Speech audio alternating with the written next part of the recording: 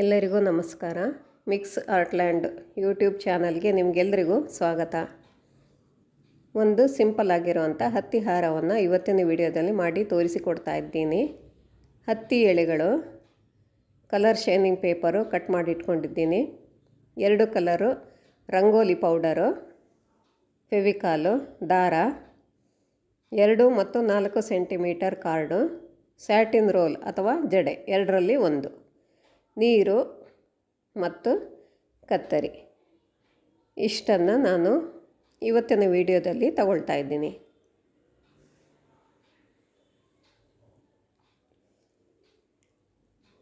Pink ಮತ್ತು green rangoli powder ಸ್ವಲ್ಪ ನೀರು ಹಾಕಿ ಮಿಕ್ಸ್ ಮಾಡಿ ಇಟ್ಕೊಂಡಿದ್ದೀನಿ. ಹತ್ತಿಗೆ ಬಣ್ಣ ಹಾಕೋದನ್ನು ನಾನು ಹಿಂದಿನ ವರ್ಷದ ವಿಡಿಯೋದಲ್ಲಿ ತೋರಿಸಿಕೊಟ್ಟಿದ್ದೀನಿ. ಇವಾಗ ಹತ್ತಿ ಎಳೆಗಳನ್ನು ತೆಗೆದುಕೊಂಡು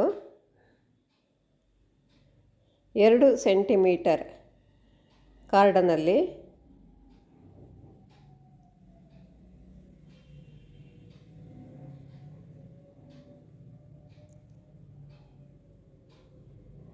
ಒಂದು ಸಿಂಪಲ್ ಆಗಿರುವಂಥ ಸಾದಾ ಹೂವನ್ನು ಮಾಡಿ ತೋರಿಸಿಕೊಡ್ತಾ ಇದ್ದೀನಿ. ಇದು ನನ್ನ ಸಾಕಷ್ಟು ವಿಡಿಯೋಗಳಲ್ಲಿ ತೋರಿಸಿಕೊಟ್ಟಿದ್ದೀನಿ ಮತ್ತು ಗೆಜ್ಜೆ ವಸ್ತ್ರ ಮಾಡುವ ಎಲ್ಲರಿಗೂ ಕೂಡ ಈ ಹೂವು ಮಾಡೋದು ಗೊತ್ತಿರುತ್ತೆ.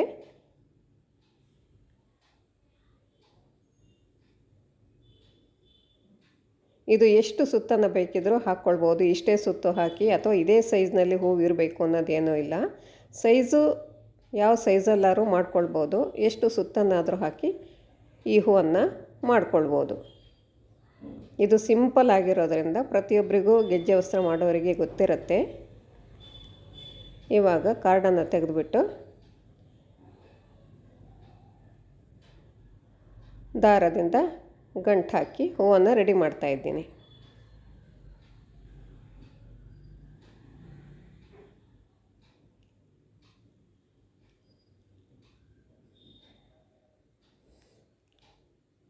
ತುಂಬ ಸಿಂಪಲ್ ಆಗಿರುವಂಥ ಗೆಜ್ಜೆ ವಸ್ತ್ರ, ತುಂಬ ಬೇಗ ಆಗುತ್ತೆ.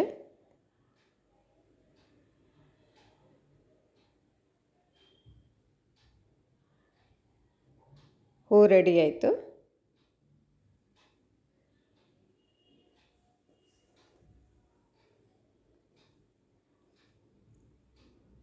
ಇವಾಗ ಒಂದೊಂದೇ ಪೆಟಲ್ ಸಪ್ರೇಟಾಗಿ ತೆಗೆದುಕೊಂಡು ಅದಕ್ಕೆ ಶೈನಿಂಗ್ ಪೇಪರ್ನಿಂದ ಸುತ್ತಿಬಿಟ್ಟು ಗಮ್ ಹಾಕಿ ಅಂಟಿಸ್ತಾ ಇದ್ದೀನಿ.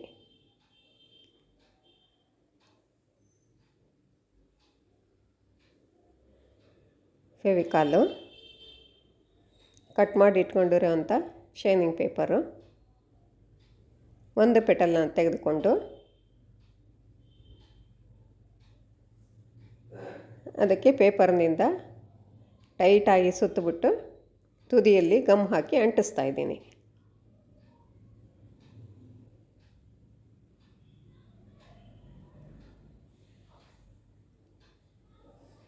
ಇದು ನಾನು ಹಿಂದಿನ ವಿಡಿಯೋಗಳಲ್ಲಿ ತೋರಿಸಿಕೊಟ್ಟಿದ್ದೀನಿ.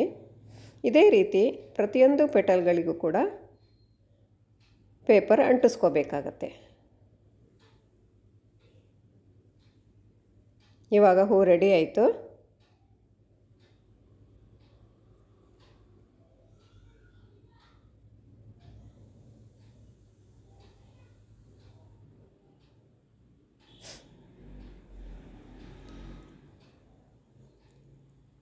ನಾನು ಕಳೆದ ವರ್ಷದ ವಿಡಿಯೋದಲ್ಲಿ ಹತ್ತಿಗೆ ಬಣ್ಣ ಹಾಕೋದನ್ನು ತೋರಿಸಿಕೊಡುವಾಗ ಇದನ್ನು ತೋರಿಸಿಕೊಟ್ಟಿದ್ದೀನಿ.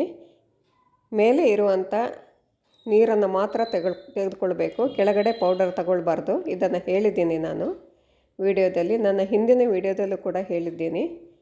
ಇದಕ್ಕೆ ಪುಡಿ ಮಿಕ್ಸ್ ಆಯಿತು ಅಂದರೆ ಇದು ಒಣಗಿದ ನಂತರ ಪುಡಿ ಉದುರುತ್ತೆ. ಅದಕ್ಕೋಸ್ಕರ ಮೇಲಿರುವಂಥ ನೀರನ್ನು ಮಾತ್ರ ತೆಗೆದುಕೊಂಡು ಹೂವಿನ ಬಾರ್ಡರ್ನಲ್ಲಿ ತುದಿಯಲ್ಲಿ ಅಂಟಿಸ್ತಾ ಇದ್ದೀನಿ. ಸರಿ, ತುದಿಯಲ್ಲಿ ಟಚ್ ಮಾಡ್ತಾಯಿದ್ದೀನಿ ನೀರನ್ನು.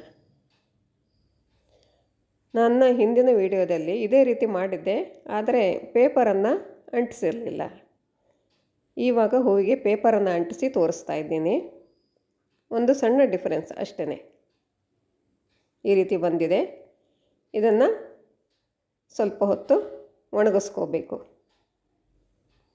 ಇವಾಗ 4 ಸೆಂಟಿಮೀಟರ್ ಕಾರ್ಡ್ನಲ್ಲಿ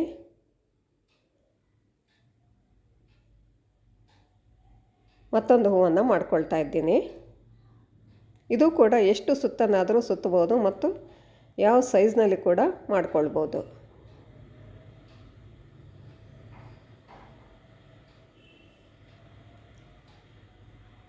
ಎಲ್ಲ ಪೆಟಲ್ಗಳನ್ನು ನೀಟಾಗಿ ಜೋಡಿಸ್ಕೊಂಡು ನಂತರ ಜೋಡಿಸಿದ ನಂತರ ತುದಿಯಲ್ಲಿ ದಾರದಿಂದ ಗಂಟು ಹಾಕ್ಕೊಳ್ಬೇಕು.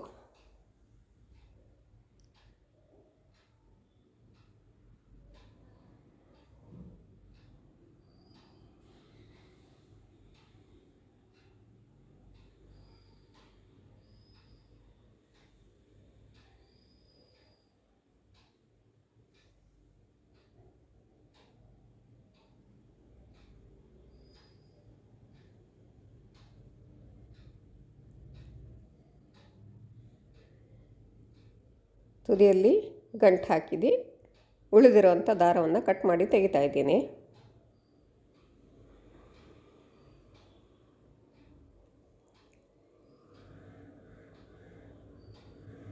ನನ್ನ ಹಿಂದಿನ ವಿಡಿಯೋದಲ್ಲಿಯೂ ಕೂಡ ಇದೇ ರೀತಿ ಹೂವು ಮತ್ತು ಬಳ್ಳಿಯನ್ನು ಬೇರೆ ರೀತಿಯಲ್ಲಿ ಮಾಡಿ ತೋರಿಸಿಕೊಟ್ಟಿದ್ದೆ.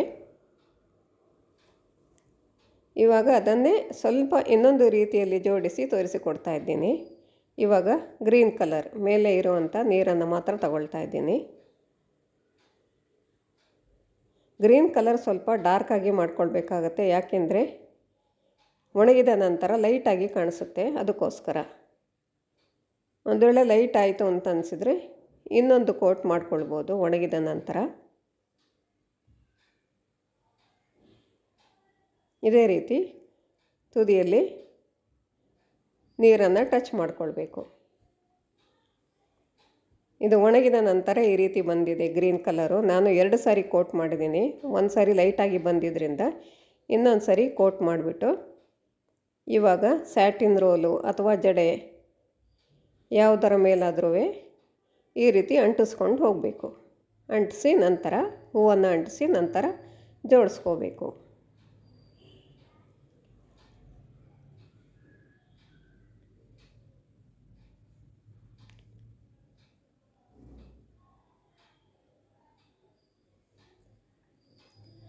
ಇದು ಸ್ವಲ್ಪ ಬಣ್ಣ ಜಾಸ್ತಿ ಆಯಿತು, ಕಲರು ಗಾಢ ಆಯಿತು ಅಂತ ಅನಿಸಿದರೆ ನನ್ನ ಮುಂದಿನ ವಿಡಿಯೋದಲ್ಲಿ ಸ್ವಲ್ಪ ಸಿಂಪಲ್ಲಾಗಿ ಲೈಟಾಗಿ ಬಣ್ಣ ಹಾಕಿ ತೋರಿಸಿಕೊಡ್ತಾ ಇದ್ದೀನಿ.